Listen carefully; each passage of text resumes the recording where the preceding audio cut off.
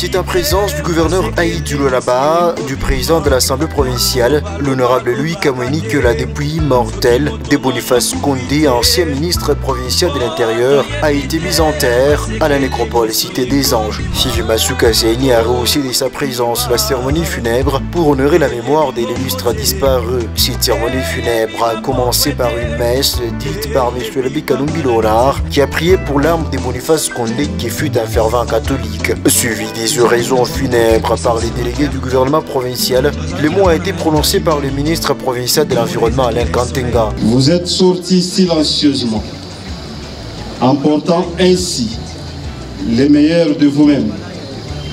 Ces grands patrimoines de savoir-faire et de sagesse qui pouvaient encore arroser nos relations ainsi que nos énergies dans l'action de l'élan du développement de notre province.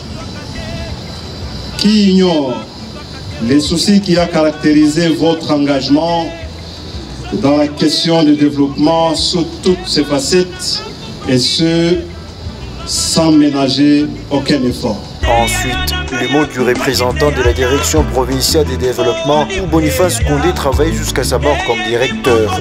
Aujourd'hui, le rire n'est plus, mais nous sommes tous là pour lui dire qu'au-delà de la mort, Condé Boniface a su marquer tout au long des années de vie dans nos cœurs et dans les annales du monde professionnel et culturel, notre société, ses empreintes indélébiles.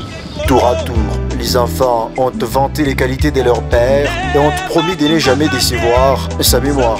L'association socioculturelle Onzolami Kuba, pour sa part, qualifiait les défunts des pacificateurs, unificateurs et bourrés de créativité de son vivant. Puis est venu le moment des dépôts des arbres et des fleurs par différentes autorités, amis et connaissances ainsi que le membre de la famille de l'illustre disparu. La première citoyenne du Lualaba, Sylvie Kasséni, a déposé également sa gerbe de fleurs, une façon pour elle de rendre hommage à ses tout premiers ministres provinciaux de l'Intérieur du Lualaba. Bien avant cela, la levée du corps a eu lieu à la morgue de la Chkamine. Que son âme repose donc en paix.